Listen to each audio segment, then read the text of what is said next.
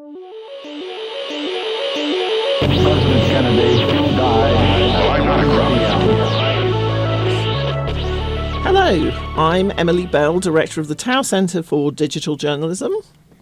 And I'm Heather Chaplin, Founding Director of Journalism and Design at the New School. And this is Journalism 2050, the podcast where we look to the far future of journalism. That's 25 years from now, 24 years from now. And we also look a little bit at the present and the past of journalism to try and find out where we are, where we're going, and how we got there, what we should do next. And this week I'm very excited to introduce our two guests who are, again, in keeping with the theme of the show, transatlantic. We have Joshi Herrmann, who is the founder of Mill Media in Manchester in England. Welcome, Joshi. Hi, Emily. Thanks for having me, guys. And we have Vanan Murugesan. Did I get that right, Vanan? Not only you got that right, you got it perfect. Oh, thank you. We have Vanan Murugesan, who is the executive director of the Sahan Journal, which has been very much in the news because it is a non-profit operating out of Minneapolis, where I'm sure that wherever you are in the world, you have been following what's been happening in the city, and we're going to get into that in a minute. The subject today is profit versus non-profit. This was a subject that actually Joshi and I fell into an argument about in a weird country house before Christmas, which makes us both sound more glamorous than we actually are. And we had such an intense debate that we said, let's take this to a podcast. But there's a lot to unpack here because it is about what is good for journalism going forward. How do we maintain resilience and how do we maintain independence in really challenging times? So I'm going to hand over to Heather because this is something you're thinking about a lot as well at the New School. Yeah. I mean, it's interesting because anybody who's been following the future of journalism for the last 20 years that it's been going on has seen this rise of nonprofit newsrooms in the U.S., and it's often presented as the bright spots, as like, oh, everything's going to hell. But listen, there's this great nonprofit that started here that's doing this, or there's nonprofit here that's starting doing that. And Emily and I have talked about how it can often be hard to discern the sustainability of them, to use that horrible philanthropy word. Are they going to last? Are they having impact? How do you even measure these things at that scale? So we thought it would be interesting to bring in people both who are working on the nonprofit and the for-profit in the sort of next generation of local news and try to see what's going on and what are some different ways that we can move forward, making sure that there is local news in the future. Vanan, I would love to start with you because you have no excuse. You are not a journalist. What the hell were you thinking getting into journalism at this time? You're an engineer. You could be off somewhere living large, making money. It's a great industry. Let's call it that way. Thanks for the question, Heather. Yes, I am an engineer. I am just naturally speaking, I'm inherently interested in business models of different types of industries. I've just been fascinated with that. Even though since I was a kid, since I was an engineer. The reason why I fell into this work is it marries two things. I believe journalism is public good. The industry, the work that it does, when it's done well, serves the better interest for public. And that means something a lot to me. I think a lot of journalists can resonate a lot with journalists. I'm interested to see if I can crack the code on how to make this work from a business perspective. And I'm an engineer, but I also to have somebody thinking about that. So. No, I would say everyone's thinking about it, and so I don't want to take too much credit on that. I did also have complete an MBA, and so that just all those experiences allowed me to say, hey, why don't we figure out how to make it work for Sahan? So, on a more serious note, we do want you to be talking about the business model and how you're cracking the code, but you also are in Minneapolis covering an immigrant community that our president has described as garbage. So can you tell us a little bit what it's like right now, and then maybe we can segue into what that has to do with cracking the business model? The skirmishes, the intensity, the fights, they happen in pockets certain parts of the neighborhood. It's very possible if you visit the city and you turn off the news and have no social media, nothing, you will not know nothing, if there's anything's going on. You could kind of live your life like that. Um, but if you travel into certain neighborhoods, it gets really intense, and there's a lot of the protests. We do have large protests actually during the weekends, over highways and whatnot. But surprisingly, we've had visitors that come from out of state, and they're like, "Oh, wow! I was like, there's nothing going on here." Now I should check that. It's granted, it's been de-escalated this past few days, so let's keep that. I think we should have that as context as well. So, from people's day-to-day lives, you can feel it from an impact perspective in small, in meaningful ways, significant ways, in small peculiar ways. Small peculiar ways, I would say restaurants are half-staffed. Restaurants are also businesses is going down. We were trying to order lunch for our entire team. We had Block Club Chicago reached out to us, our friends from Chicago, say, "Hey, you guys are going through a hard time. What can we do for you?" We're like, "Hey, buy us lunch." They're like, "Fantastic." It was challenging to find a restaurant that could cater for 23 people at that time for lunch, because there were a lot of restaurants that were, half-staffed and maybe closed at times. Schools are closed. If schools feel threatened that ICE agents are around, and this is happening, schools will just close and they'll make an announcement that we are just going to do online, or we're offering online options. So those are small things that happen but have real impact on day-to-day lives. If you're a parent, if you're a student, right? We are seeing people concerned about going to hospitals or clinics because of concerns of being arrested there. I think the saddest thing is the part about people who don't visit food shelves. If you're already right needing support and help, and you're now afraid to do that. How do those two things fit together? So in other words, how does a community which has completely changed how it functions together, particularly in terms of how it witnesses and records and documents things, and you're journalists who are on the ground doing the same thing, but in a very different scale and presumably working with. So I just think that this is so interesting. That's such a good question, and so near my heart in terms of how do the sort of community networks plug into a newsroom in moments of crisis. But I almost wonder, can we first just lay out on a more basic level, how is the newsroom responding to this moment? So I'll start off by explaining what Sahan Journal does. We are a nonprofit newsroom. So Sahan Journal is a nonprofit newsroom serving immigrant and communities of color in Minnesota. We produce trusted, accessible journalism that helps people understand how policy, power, public systems can affect their daily lives. Our reporting is grounded in lived experiences. Our staff represent the future generation of Minnesota, so it's a very diverse staff. There's this stick that journalism gets beaten often, that is very old and white and male, and we are young and not as white and not as male-ish. And so, but that's who we are. We represent the newsroom reflects and represent the future of Minnesotans. So that, in a nutshell, is Sahan Journal. Great. And let me talk a little bit about what Sahan Journal, how we are experiencing this past 5-6 weeks. It's a few things. I can totally understand my staff. The moment is probably the reason why they joined Sahan in the first place.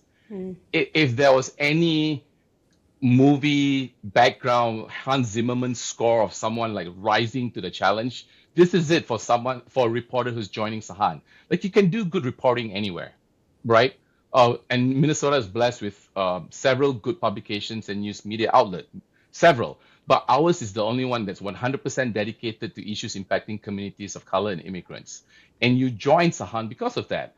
And so, as an executive director, as the leader of the organization, I'm very, very blessed that I have the staff that are rising and calling to the moment.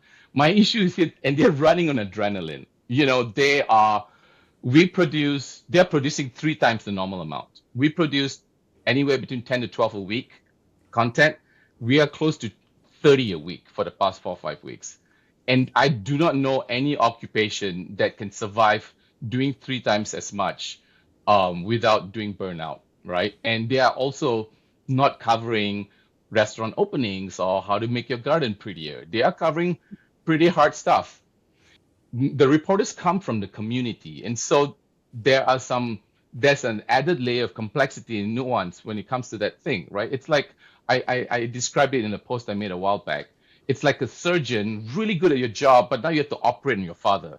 That will never happen, but you have to operate on your father, right? Or reporter talking about a crime scene or murder scene, and it's on the street where the reporter learned how to ride a bike. So it's never just doing your job. There's this added layer of emotions that they're bringing to the job, right? And so I can tell, we've anticipated that it will wear heavily on and stuff, and we can talk a little bit about some of the mental health wellness programs that we have instituted since then. And are there ways in which the reporting is being directly affected by the business model? Since that is sort of like, would you be handling any of this different if you were a for-profit organization? No. Here, this Minneapolis is an example of when journalism is just rising to the moment. They're rising to the moment. Journalism, and we're going to go a little bit into how they are working with community members. But whether you're for-profit, whether you're local, I mean, Al Jazeera, Guardian, and BBC are in Minneapolis. Like, this is it's an unusual moment. It's George Floyd all over again, right? And some of the strongest and best news coverage is happening right now, regardless of your profit, your tax status, or frankly the size of your newsroom. From the network, you asked, Emily was asking a question about how all these individual networks have been springing up to support the moment, right?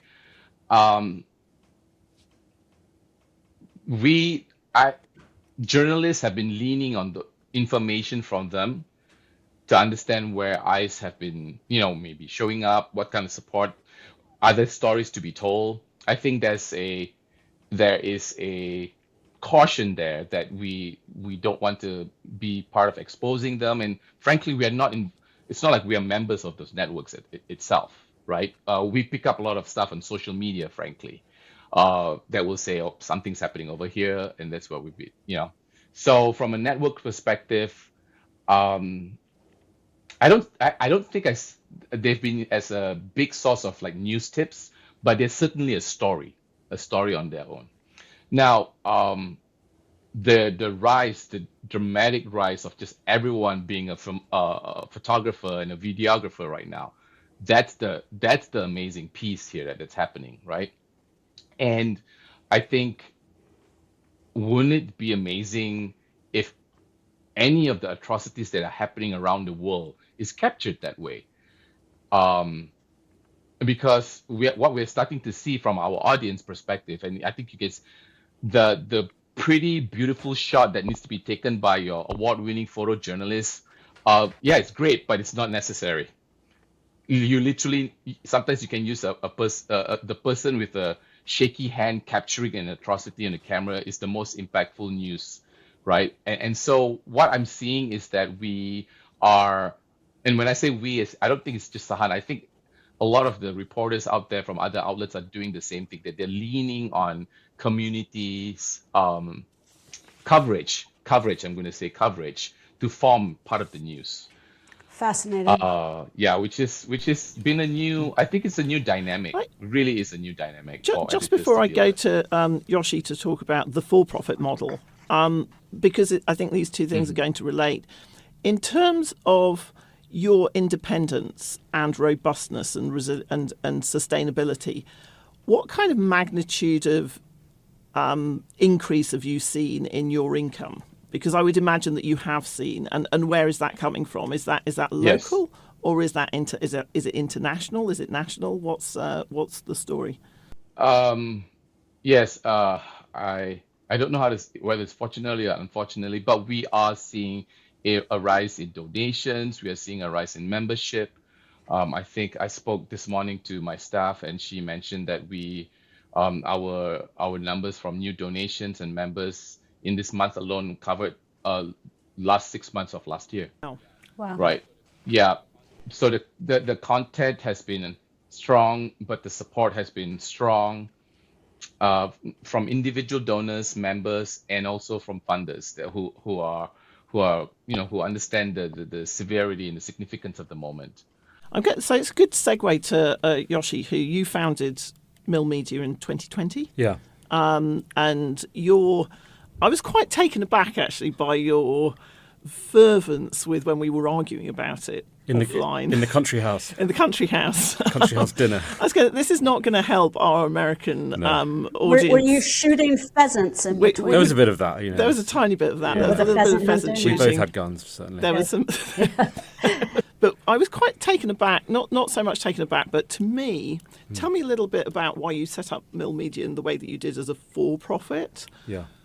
Because if you look at particularly the US market, I think when the INN, which is the trade body for non-profit news, started, it was in 2009, which is actually not that long ago, and it had 27 outlets in it. Now it's got something like 430 something. Yeah. So it would feel as though you are maybe zagging when everybody else is zigging, because the for-profit model has been actually under pressure and failing. So tell me a little bit about why you approached Mill that way, what you do at Mill, and why you think that profitability is a better path to independence and resilience. Yeah, definitely. I mean, first of all, I just want to say how amazing it is that the work that you guys are doing, Vanan, and how much respect we have for what your team's doing in incredibly difficult circumstances. When I started this company, it was a few years after I had gone to a Newsgeist conference. Do you remember that Google used to have these big news? Oh, you. Heather's hands are in the air. We may have to invite you back onto our Newsgeist group therapy podcast, which we will be doing. Okay, so I won't get into it too much, but I think it was 2017. These are Google News Initiative meetings. It was a big meetup. I think it was sponsored by the Google News Initiative and Knight, and it was in Phoenix, Arizona. I think it was 2017. And it was the first time I'd been to a media conference where local news was on the agenda, because I hadn't been to that many conferences by then. And I was incredibly struck by the sense that you got from the speakers and from the people who were asking questions. The overwhelming sense was that the market would not provide high-quality local journalism anymore. And if we wanted to have high-quality local journalism, it is going to have to be a philanthropically funded model. And I went away from that thinking, okay, so things must be terrible. Like, it must be basically impossible to get the market and get people to pay for local journalism. And I think then when it came to me having a gap in my life, my father had died not long before. It was the pandemic. I was hoping to write a book. I was based in the Czech Republic trying to write a book about my family's sort of history in the Holocaust. And then the pandemic started and I had a gap in my life. And that gap, I just kind of came back to that Newsguys thing. I was thinking, are those people right? Like, is it true that people will not pay for local journalism anymore if you do it in the right way? Is it true that the only solution to this massive societal problem, arguably one of the great societal problems we have right now, the collapse of local news, is it really true that the only way to tackle that is via enormous grants from philanthropic organisations created by billionaires in the 1920s or whatever? And the more I thought about it, the more I thought, I don't think that can be right. I think there have to be 50,000 people in Manchester who pay for the FT, or they pay for the Guardian, they pay for the Times, they pay for the Economist, they pay for the New York Times or the New Yorker. Why couldn't they pay for a local version of that? Something that's high quality, highly differentiated, gives them a point of view, gives them a sense of journalism that is making an impact in their city. And so when I started the company, I mean, it wasn't a company, it was me on my own. There was no company. I was writing one story a week via an email newsletter on Substack. I published 1, 2 or 3,000 word story a week. And because people responded so well to it, thousands of people joined up to the email list within the first couple of months. Then hundreds of people started paying. Then I hired my first employee.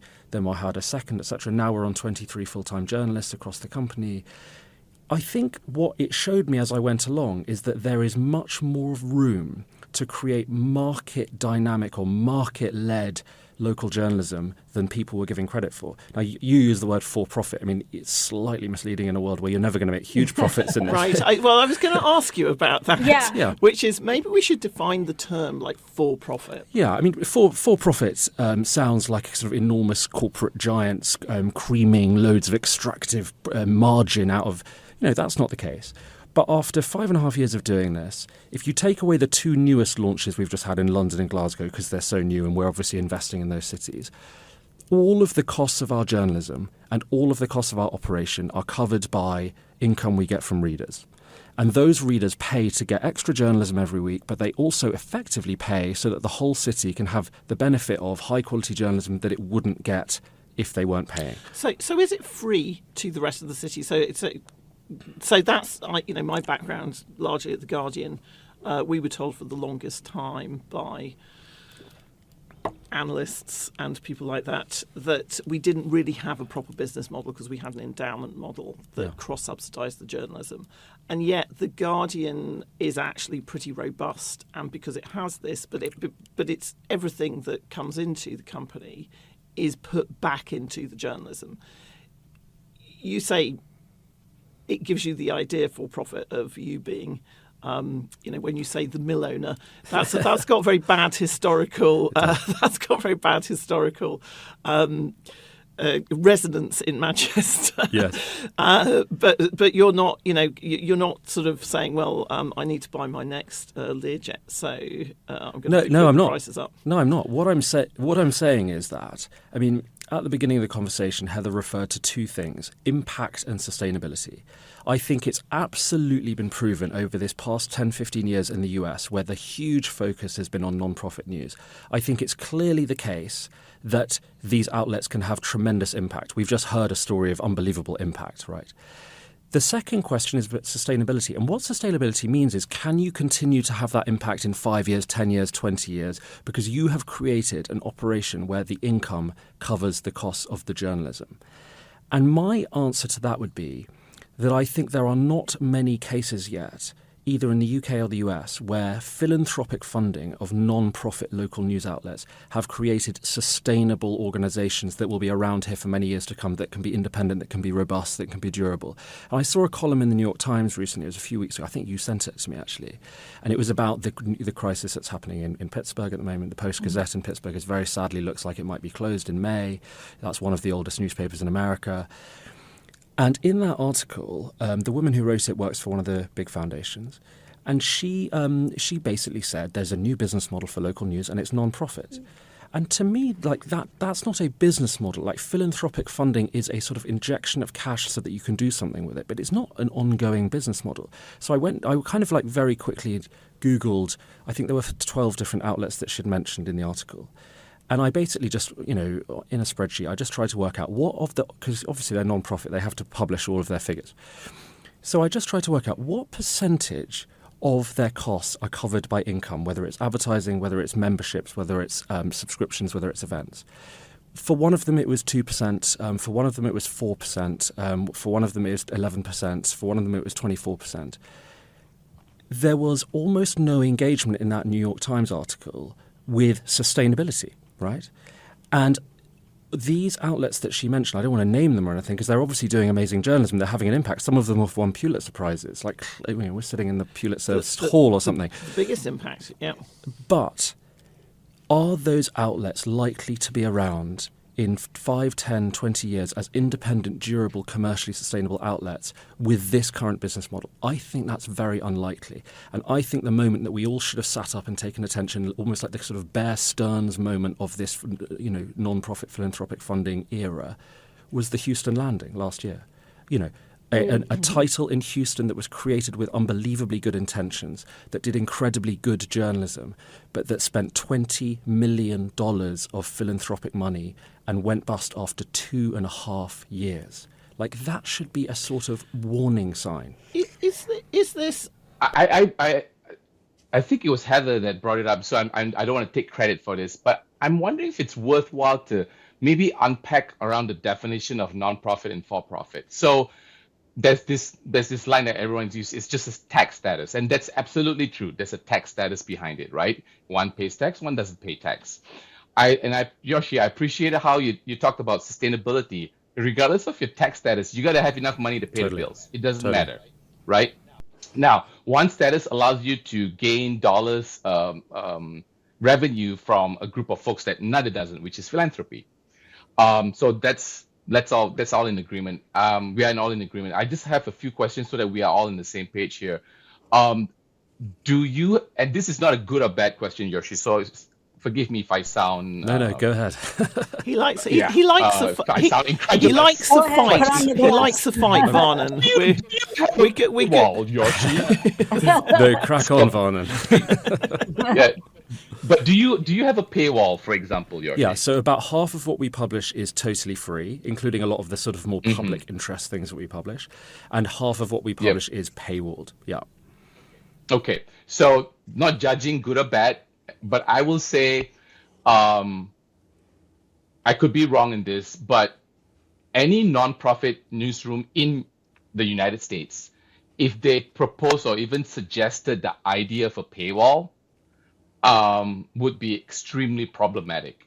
So I think that's very, very important to call that out, because the way nonprofit newsrooms are doing it right now, or whether you have one member paying $10 a month, or whether you have 100,000 members paying $10 a month, everything you have is free. I'm sorry, right? And I appreciate, so this is not necessarily my stance, but I do appreciate the idea of a paywall, because if you really want something, you care about something, you pay for it, and that allows you to continue to do your work. But I think that might be problematic and antithesis to how nonprofits are set up here.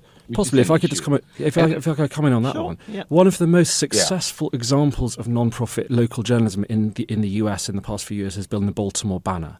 So the philanthropist Stuart Bainham has invested about $50 million into this operation, and it has built up remarkably robust revenue. They did about $18 million of revenue last year, and they are one of the few mentioned in that New York Times article that actually, if you run their numbers, they're covering a large proportion of their costs with income. They have income from subscriptions, they have income from ads, etc. But they do have a paywall. I mean, I pay for the Baltimore Banner, and they are one of the few that seems to have got to the point where they're almost sustainable. That he's hoping, I think, for it to be a break-even operation within a year or two.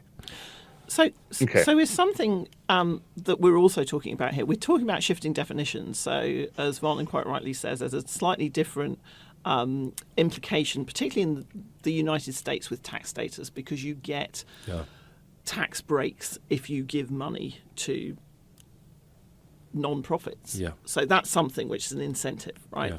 And I think that also Vanan is right about the idea that if you now put up a paywall in the States, there's a sort of almost like visceral reaction against it. But you're right, the Baltimore Banner does have a paywall. Yeah. Flexible paywalls, metered paywalls are helping people, I think, get over the idea that this is not an organisation that is trying to wall off important things from the wider community. But it does make me think about, in America at the moment, we're going through this really specific democratic moment where having very detailed, very quick local news is really existential for some communities. Yeah. And so you've suddenly got this very engaged national conversation about this. Do you think, first of all, that is likely to happen at all in the UK? And do you think it's possible that those pressures actually mean that we do have to flex how we present ourselves as, so sustainability becomes the thing, but the word profit actually becomes almost kind of like a dirty word in those in that context, because it's like you're profiting from a genuine crisis of democracy. Yeah, that's a really good question. I hadn't thought about it exactly like that. I think in a situation where there's something so awful happening in a local area and you are the people covering it, you're never going to paywall that. I mean, that's always going to be kind of free journalism. I think the question about sustainability is probably, better than the one just purely about profit or non-profit. What we're generally talking about with non-profit, in particularly in the US, is we're talking about the type of funding it gets. And so the vast majority of the dollars that a lot of these non-profits are spending are not dollars that they brought in, they're dollars that they were given in grants. And so generally when we're talking about non-profit, we're talking about enormous philanthropic grant making. So on a local level, we've talked about the Houston Landing. I'd be interested in something like the Markup. That was a very ambitious project. Again, I think that had about 20 million going into it. And, they weren't able to make the sums work.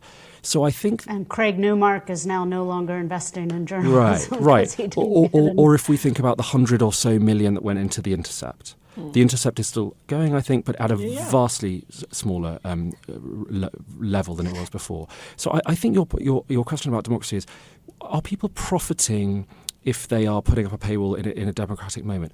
Let's think about Manchester last year. The Mill in Manchester, our publication, broke the biggest investigative story of the year, which was that a local public university was essentially involved in quite serious financial corruption. That investigation by my colleague Molly, not only has it won a bunch of awards, which is an inside baseball way of looking at it, it has led to a police investigation, house raids, the resignation of the vice-chancellor who was running the university for 20 years, and now also the resignation of the chairman of the board. Now, is it better for local democracy in Manchester that story was produced or not? I think it's better that it was produced. Would it have been produced if we didn't have a way to get money from some of the more affluent people in Manchester? No, it would not, because our model is based on that. And so the accountability in our local democracy that's been created by that story, or by the story the year before that led to the mayor's advisor having to quit because, again, a piece of investigative journalism that we did, those wouldn't exist if we didn't say, we are going to charge for some of our journalism, we're going to make a lot of our public interest journalism free, and we're going to create a model that is genuinely financially sustainable. The Mill has been financially sustainable for 2 years or 3 years now, and it will be on an ongoing basis. And when you make the distinction between money brought in from a philanthropy and money brought in from readers, are you basically saying that the philanthropy money is inherently more fickle? I'm saying it's not revenue. It's like an investment. If the job, but I guess I don't understand why it's so different. If, as Vanan says, you have to pay the bills on some level, why does it matter where the money's coming from, unless it's that you think it will not continue to come? No, exactly. That's the thing. So I know if I've got 10,000 paying subscribers in the company, I can accurately project for the next year or so how much money I'll be making. They're monthly payments, annual payments, etc. Okay.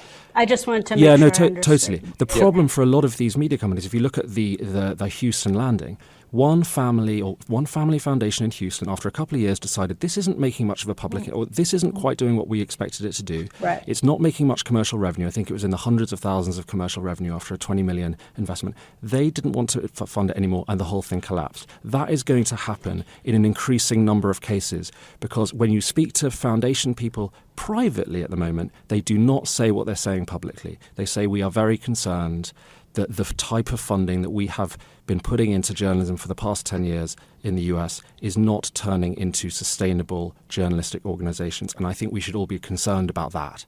So I was wondering, is it a philanthropy problem? Vanan, I want to bring you back in here. Yeah, I want to. Because I'd really love to hear your thoughts about that.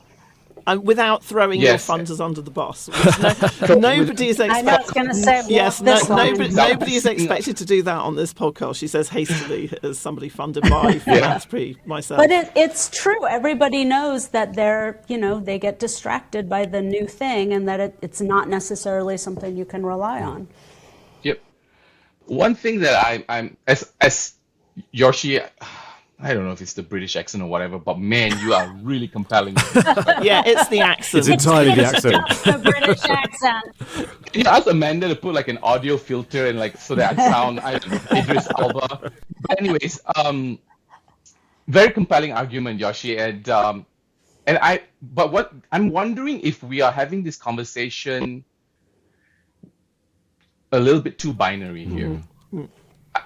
I think we all have to acknowledge that for-profit, there are no perfect systems. First of all, I think we have to acknowledge that, right? And I think the other question that I would like to say is, I think we need to ask ourselves, in what context does it make sense for a for-profit to exist and a non-profit to exist? I think that's a piece that we have to ask ourselves. I'm not saying we need to change the way we're talking about this, but I think that's a little bit missing, because there is such a thing as for-profit and non-profit. I'm with you, Joshi, that there are some things that are absolutely crucial. You got to put it out, and it's critical for the local businesses or community. No paywall, out the door. And then, I don't know, we'll figure something out that requires a paywall for the ones that are invested, blah, blah, blah. We'll figure it out. But there's a part of me that feels there'll be a revolt in my staff. There'll be a revolt in the bunch of stuff. But why would there be a revolt? I'm interested in that question because I think that is the question. Why would there be a revolt? Yeah. Correct. I'm going to duck away from that question. Just go back to something that the point I was trying to make. I think the context is very important here, for-profit and non-profit. I used to work for, before I joined Sahan, I used to work for Pillsbury United Communities. And we built the first non-profit grocery store in Minneapolis. North Minneapolis is a food desert, one of the largest food deserts in the country at that time. And this particular site had a grocery store for the last 30 years, for profit. You know, dynamics change, generations change, blah, blah, blah, blah, blah. And it has failed. So we came in. And the theory that the process that got us there was that there's some things in life, in a particular area, geography, condition, community, where for-profit systems just will not work, right? And so under those conditions, you need a partnership of philanthropy, government to provide whatever kind of incentives, and private businesses to combine to do something for the better good, right? And so I would say a non-profit model would work in that instance because for-profit has failed. So I totally agree, by the way. I think that's a great point. And if I'm looking at the local news landscape, the place that I think ongoing philanthropic funding, I literally for like decades to come, where it's needed, would be the small town in Alabama where you have no newspaper at all. It's a genuine news desert. There's terrible corruption going on. There's awful sort of rezoning stuff happening. And there's gerrymandering. And what you actually need there is you need an outlet that is not going to be funded by local subscriptions because there isn't a local sort of middle class to pay for it. That is where I think the money should be going. So actually, I think that raises a really interesting recent example, which is the New York Times has just opened or announced it's opening an investigative unit in the South here. Yeah. And I think that goes to this point about, and we are Journalism 2050 on this podcast about this. Are we in fact talking about the same thing here in the future, which is understanding that we have to have a redistribution of wealth in the system somehow, whether it's your richer readers. Emily, you're a communist. I knew it. I knew it. Unite. Sorry. Continue. And philanthropy is that. The Googles and the Facebooks that I've been, and the AI companies where I've been saying, I don't think that this is a transactional. This shouldn't be a transactional. This needs to be about who needs it. You know, who needs it for democracy. Okay, yeah. So I think that is the very understandable and virtuous instinct that has led to, by my calculation, about $2.5 billion worth being invested from philanthropic sources into non-profit journalism in the past 10 so years. And I think it's totally understandable why people say there's a market failure in certain places, for very low-income communities, etc. We need, as the foundations, the foundations of money that were put together by the billionaires of the Iron Age, of the railways, we have to step in and try and do our bit. I think the problem of it is when you try to build a media organisation from the ground up. So I started on my own, right? I had no investors; it was just on my own. what you have to do is you have to have a mentality of, how do I get an additional 20 people to pay me next week? How do I get an additional 50 to pay me the week after? Just like lots of people are doing on Substack. Your mind is constantly focused on, what is it that gets people to pay? Now, that doesn't mean you're not doing public interest journalism. We all are journalists who want to do fantastic public interest journalism. But you also need to find a way of doing some stories that are going to get people to pay. Let me give you an example. 2 weeks ago, we did a great piece of public interest journalism in Manchester that led to the resignation of the chief executive of a local council. It was to do with a scandal that we revealed had happened at Manchester City Council. But a few days after that, we published a piece about who is doing the anti-business sort of graffiti around various businesses, this sort of vigilante. It was a bit of a talking point on the local Reddit. Everyone was wondering who's doing it. Now, we worked out who it was. We wrote a fun piece about it and we paywalled that. The public's not losing out by that being behind the paywall. But we have sort of developed the muscle of like, what will get people to get over the line on the paywall? And then how can we get our journalism out to the largest audience possible? And I think the problem with giving a newsroom 2 million, 5 million, 20 million in the case of some of these things is that they never answer the question that you ultimately have to answer as soon as possible, which is, how do we get people to love what we do so much that they're willing to pay? And I think you can delay that for like 5 or 10 years because of the philanthropy. Sorry. We're tag team disagreeing with you here. Great. So Great. Heather. Well, Great. I don't know that I disagree. I just don't know that I agree. I don't know that I believe that is the only motivation. So, for example, I could, as somebody who fundraises, I am very motivated to get those dollars. Like, that's why I'm kind of challenging this premise that it's only the subscription dollars that are really going to motivate me. But so I'd like to hear what you have to say. Can the non-profit guys answer for the for-profit guy? Yeah, jump in.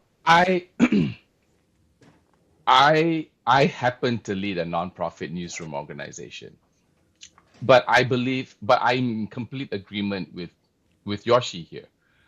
Like, we have to produce content that people will want to invest their money in it, because right now, investing time doesn't really matter. You can just flip through something in 2 seconds. But if you pay $5 or $10 or whatever this amount is, it does change the editorial decision. It does change how you write. It doesn't mean that you're writing fluff pieces. It doesn't mean that you are making the extra effort to understand what the audience needs. And I think that can be missing in journalism, because there's this I don't want to sound virtuous again, but hey, whatever I write is important and people need to read it.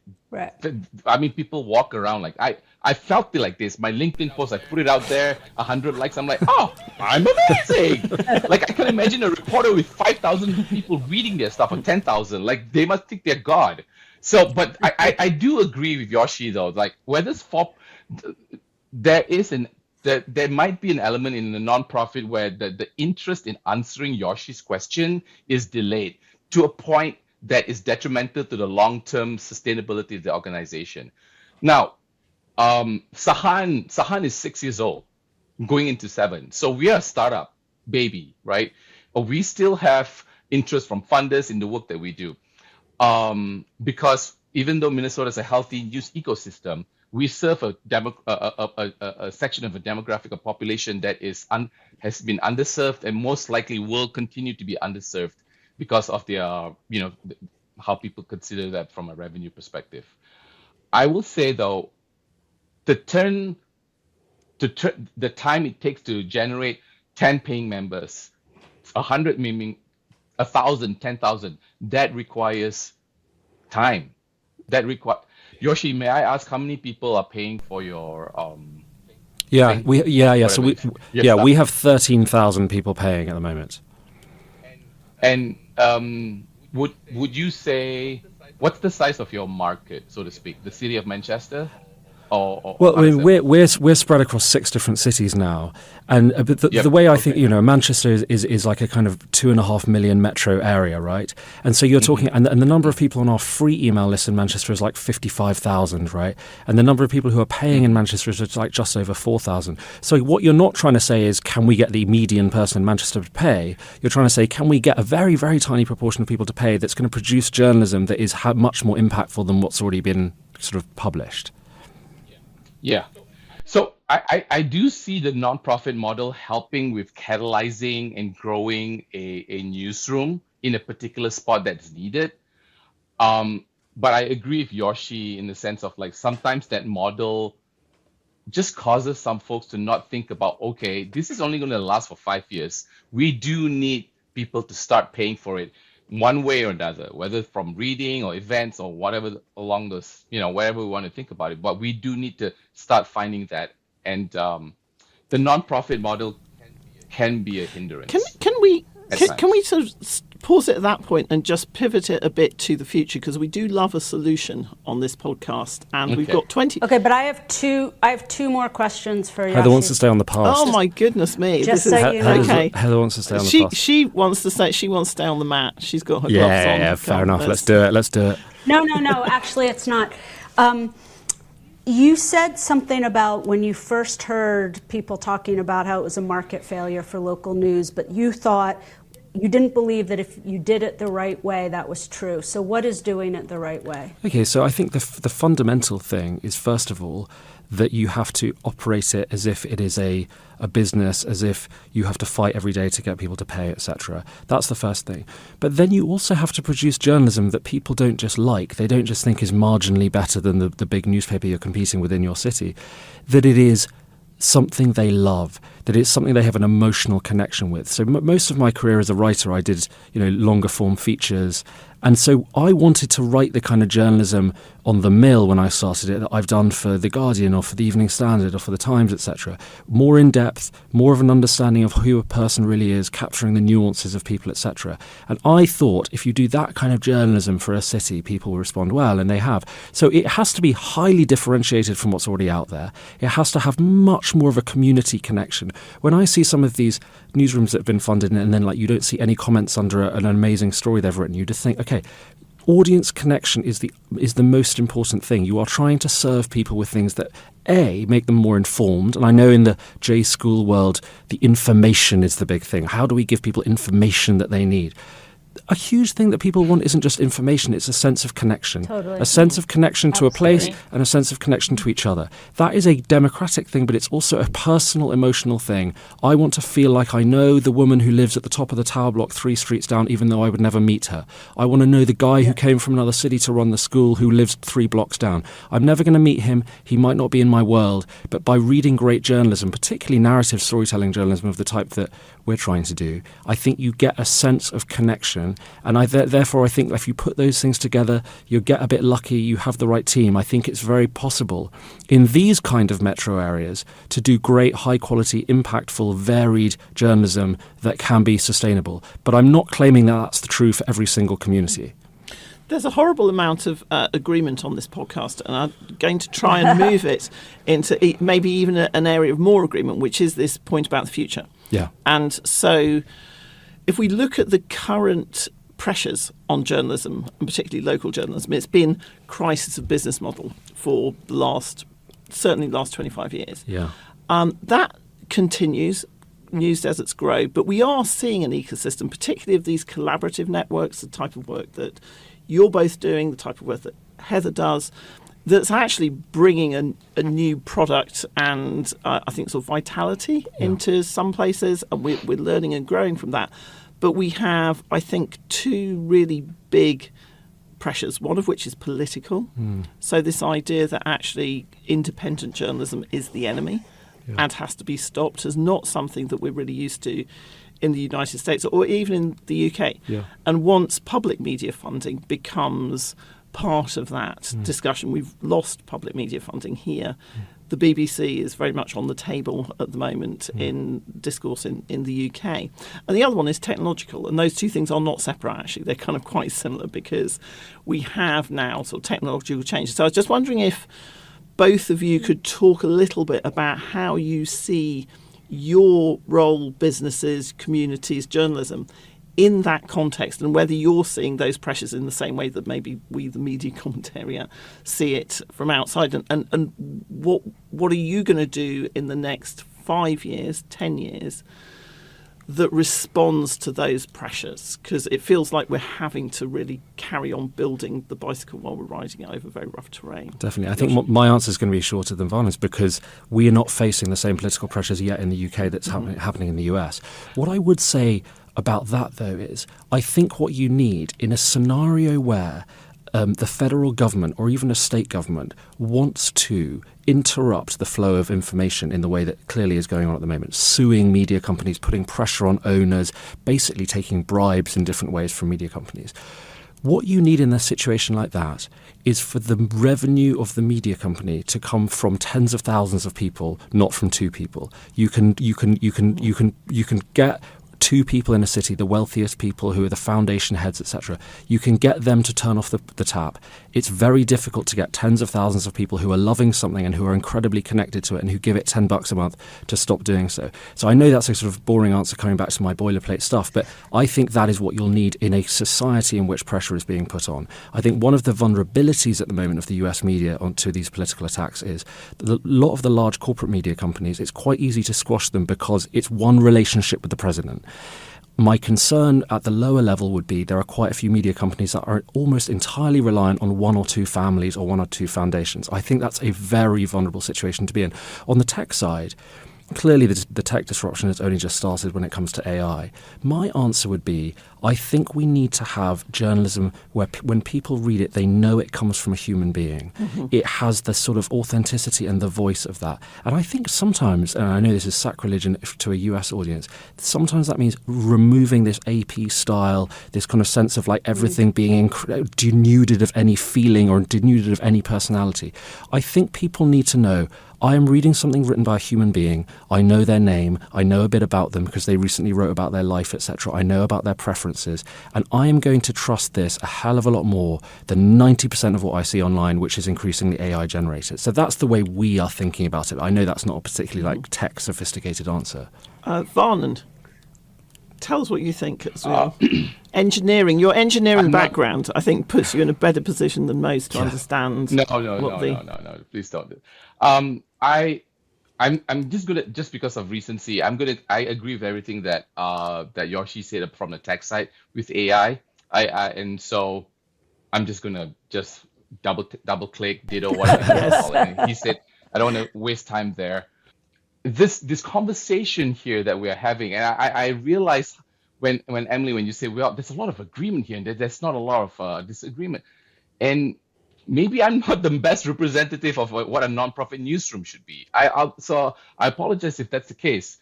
The thing is, whether it's nonprofit or for-profit, you still have to answer the same question, right? How do you pay the bills to continue to do the work? Now, we are also blessed to have this conversation with Joshi, a for-profit person, but it's obvious he cares about his community. He places that as high or maybe higher than being sustainable. I think it's fair to say that not everyone is like Joshi.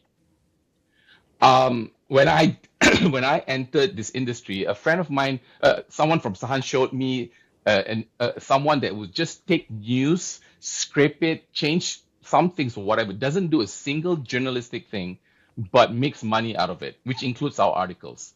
So I will also argue that Joshi might not say not the best example of a for-profit, but maybe not the most typical. So is that a fair assessment to say? I'm so glad you brought that up, because the thing that I've been thinking about in the back of my mind this whole conversation was something, Joshi, you said about, well, you're for-profit, but you're not like flying around in your private jet. I feel like we do live in a moment where when you think of like capitalism has become so extractive and so extreme that when you hear capitalist for profit, you think of Elon Musk or something. You forget the sort of small scale, like a guy who both cares about his community and wants to pay his bills. So he runs a newspaper and he can send his kids to school.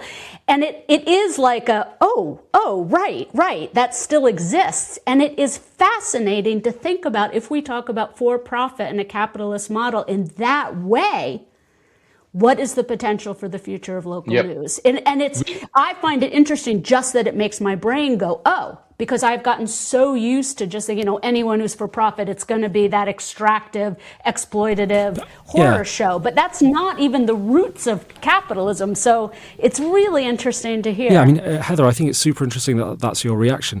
But I think that might also speak to the extent to which the consensus has built among people who work in journalism schools, among people who work in newsrooms, that the market failure is so great that all we can really do is think about like a non-profit solution. And I think it doesn't help that in this country you've got companies like Alden Capital who are genuinely going around gutting local newsrooms. They are giving... And making profit. And making profit, because all you need to do is cut 100 people every year and you can maintain a profit margin in a declining business. I think that's terrible. And I think that gives everything market-driven a bad name. I think market-driven is probably a better word than for-profit, because for-profit, as you say, connotes kind of enormous profit margins, when clearly that's not the case. But I think the point about being market-driven is you are very responsive to what people want. And I think that is a really good model for local news. And I've noticed in the UK, I don't want to take entire credit for this at all, but I've noticed that the climate in the UK when you go to media conferences and when you read blogs, etc., is very different now than it was in the 2018, 2019, 2020 period before I started. Now, I think because we've had a little bit of traction, I think because some of our stories have done well, we're clearly having an investigative impact, but we're also serving people well, we're covering our costs, etc.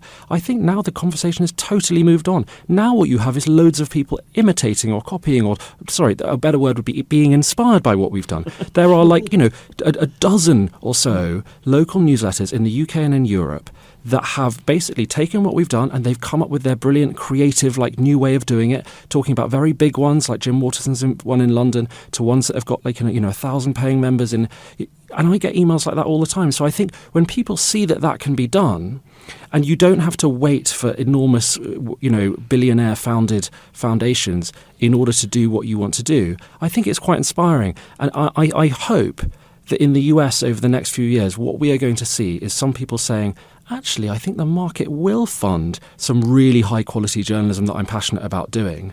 And I think that would be good, because Emily mentioned at the beginning the sort of 430-ish members of the non-profit media organisation. My concern is that a lot of those organisations are going to reach a moment where the people who put the money in lose interest or lose patience or have other priorities. In a country where you've got people being shot in the street totally arbitrarily, it could well happen that the foundations decide there are other pressing societal concerns that we are going to fund. And at that moment, you could see a massive collapse. And I think there are the warning signs are there already. And I think that diversifying the way in which journalism is done in the US at a local level would be a very, very good thing. I do have to. Agreeing a lot with what Joshi is saying. But I think I will take ownership to this. There are moments in life where market-driven solutions are not sufficient. It is very clear. And Joshi, you brought up a small example. You brought up an example about a small town in Alabama or something along those lines. I'm bringing up Sahan Journal as an example, which is on the other spectrum. A healthy news ecosystem, some of the best news, but an underserved market that will never say never, but a market-driven solution would not come. Right, and Joshi, I would also, with all due respect, which usually is a precursor to saying something rude, but with all due respect, sometimes it is possible that you are blessed with reporters, but you are also covering issues that there's a market that would want to cover it, right? But if the news about, I don't know, some things are really important, but you only have 10, 20, 50 readers that would pay for it. so the impact, we are losing the other side of the equation, where even though it's important, but market forces will never pay for it. When can philanthropy step in? And I would argue philanthropy could step in the short term, because I'm the same as you. Philanthropy can be fickle, and their job is to solve everything else. So that's when public institutions, the government, can step in, right? Like fixing the roads. Well, Alabama needs a newspaper, for instance. That'll be our next episode. Yeah, I wonder if there's something here as well which has changed fundamentally just about other journalism organisations of all types, which is we're talking about market driven. And it feels to me like we should be talking about public interest and market versus market driven. And that doesn't really denote whether you're a for-profit or whether you're a non-profit. It just takes maybe kind of philanthropy out, and it clarifies purpose.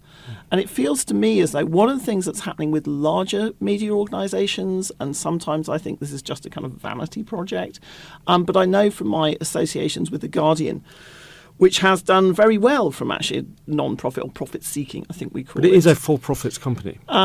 Yes, I mean, as you say, should we make a profit? But also, if we were to make a profit, it would go back into the endowment. It would go back into the journalism. Yeah. And I think that this really vexing moment that we're in the home of the free press, means that organisations that are really committed to public interest, whatever their profit model, will have to fill in for and see ways of being a network with other organisations that are like them.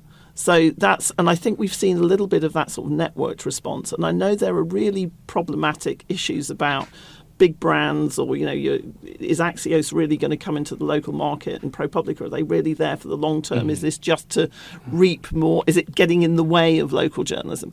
But how do you two feel about that fundamentally different model of collaboration, both with your communities, but also with some of your peers? Because journalism's always been this venally competitive market, and that is something about market driven which makes it very competitive.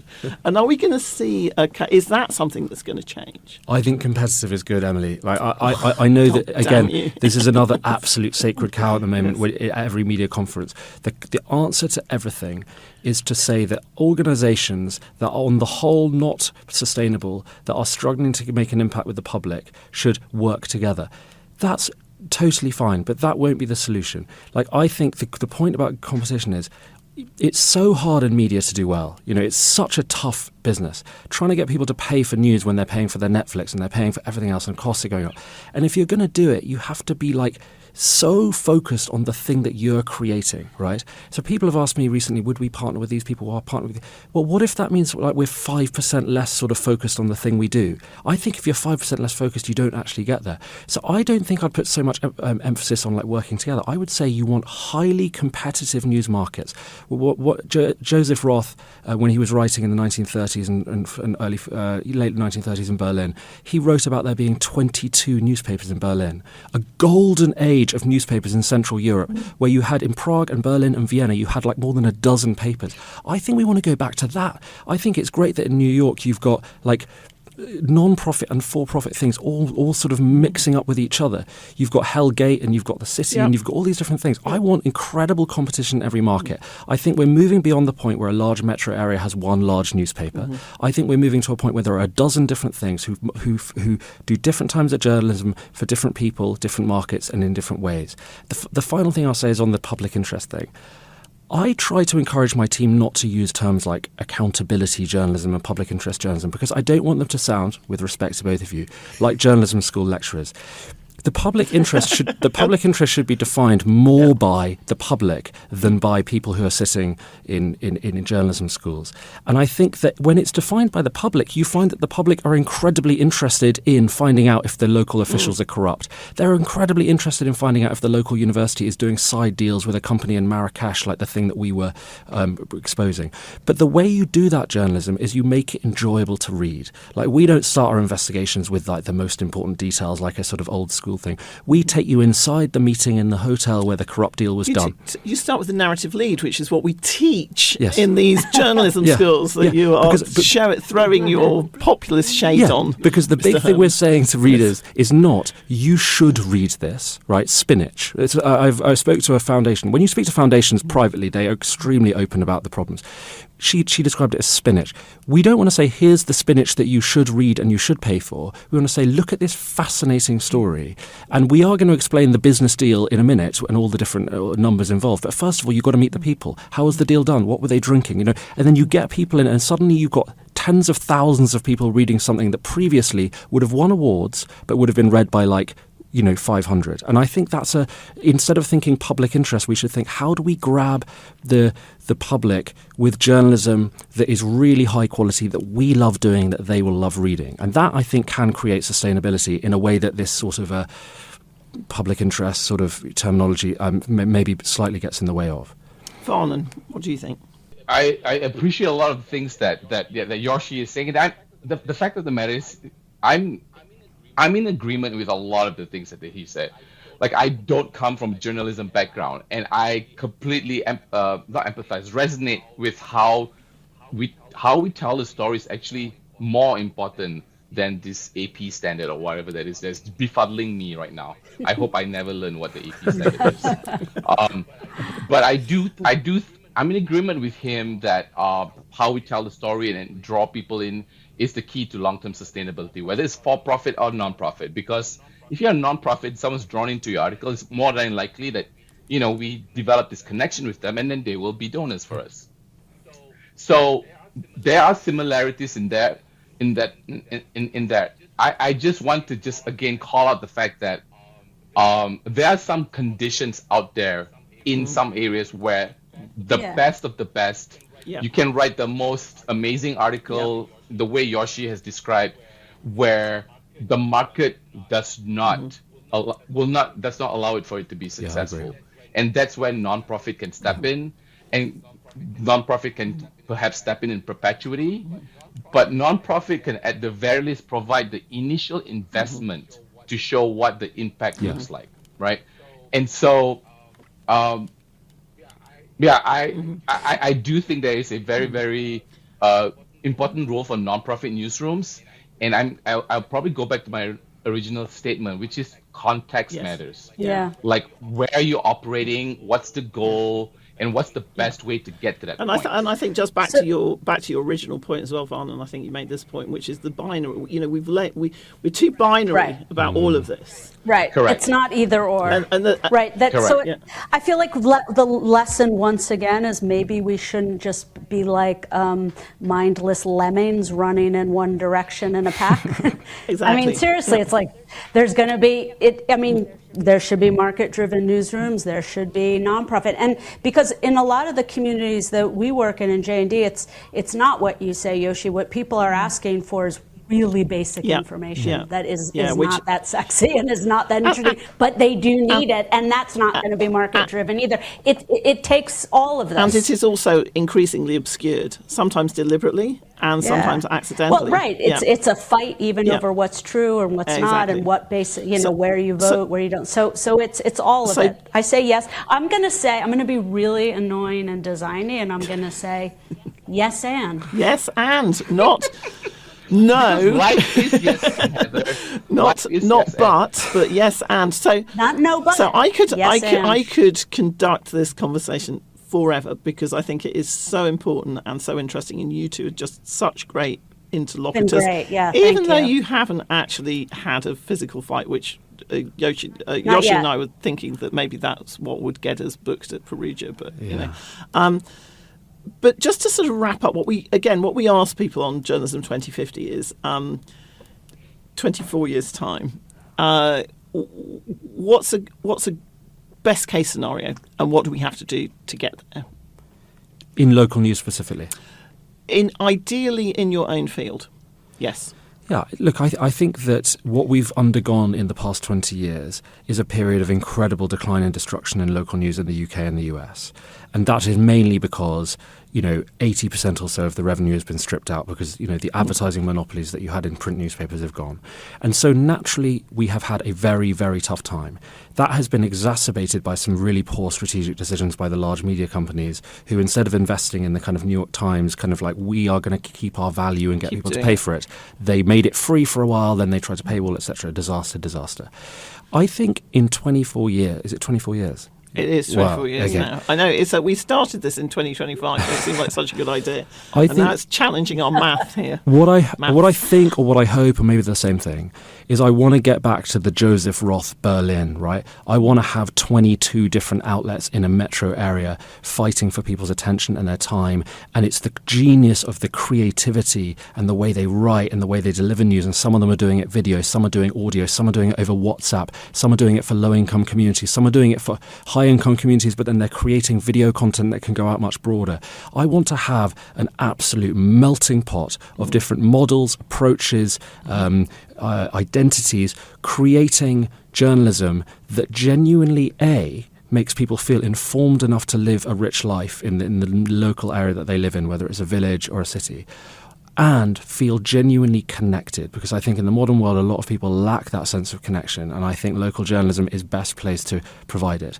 How do we get to that point? I think it has to be that the people who work in our industry who feel like they have got sort of an innovative sense, a sense of like, I could try this, I could try that. I would like to see more of that, and I would like to see more things happening on a smaller scale. Mm-hmm. I do not believe that I know this is a point I've made many times, I do not believe that very large foundations throwing £20 million or dollars at a solution that then peters out after a few years because they never had that sense, I don't think that's the right way to do it. I think we need incredible creative innovation in local areas, and I totally agree with Vanan. In some contexts, you are going to have long-term philanthropic funding. But then let's be honest about that. Those are the areas where we're going to put the philanthropic funding. In other areas, why don't we see what people will pay for and what they will read in a genuinely innovative local news environment? And I don't think we've got there yet, but I think we can, and I think there are signs in the past couple of years that we're starting to go in that direction. Mm-hmm. Vanan, what are your hopes for what will get us to the best place in 24 years? I don't know the answer to this. And I've used this example before in other times where Amazon was not making a profit for the longest time until they went into AWS, right? Amazon Web Services. And then not only did they turn a profit, they really, really, really expanded and grew. And I'm curious, what is the local news analog to that? And obviously, we don't have to all turn into. I don't think news journalism is going back to the heydays of convertibles. Someone told me back in the 80s, a reporter would be driving a convertible. I don't think those days will come back. But are there skill sets? Are there values? Are there things that we provide to society that they will pay for, that is not rooted in our content? Mm-hmm. Society is too used to free content. The ones that are kind of basic, right? They'll pay for stuff, and so I find it hard to convince people to start paying for something that they have not paid for a long time. And so what my hope is that in 24 years, we would crack that code, especially local news, on what is it that they would pay for to keep a newspaper sustainable that is not reliant on the content and the eyeballs. Mm-hmm. I know that sounds kind of weird, no, but not at all. I think I think that's just the way it is. Like 100 people read this article, 1 million people read this article, doesn't really matter in the short term. We'll have so that's the code we have. I think that's really fascinating, and I do think that we're seeing the value of longitudinal data at the moment fought over by these, again, like giant companies controlled by a very small number of people. And I do wonder whether you've absolutely hit on the right thing there, Vanan, which is creating value at local level. And I hate myself for saying that I also deeply agree with Joshi on this idea of scale, and that actually sort of being able to provide things which are not at scale is suddenly going to be something that is really valuable, and that people doing the amazing work that both you are doing, your organisations, your newsrooms are doing, can actually deliver that in a different way. Heather, Yeah, what do I you want to think? say, Vanan, Yoshi, thank you so much. This was just an absolutely fascinating great conversation. Thanks for having me, guys. Thanks. Thank you so much. Thank you. Journalism 2050 is a co-production of the Tower Centre for Digital Journalism at Columbia Journalism School, the Columbia Journalism Review, with help from our friends at the Journalism and Design Lab at the New School. Our producer is Amanda Darroch, our production coordinator is Hannah Joy, and our researcher is Sam Earle. Find us wherever you get your podcasts.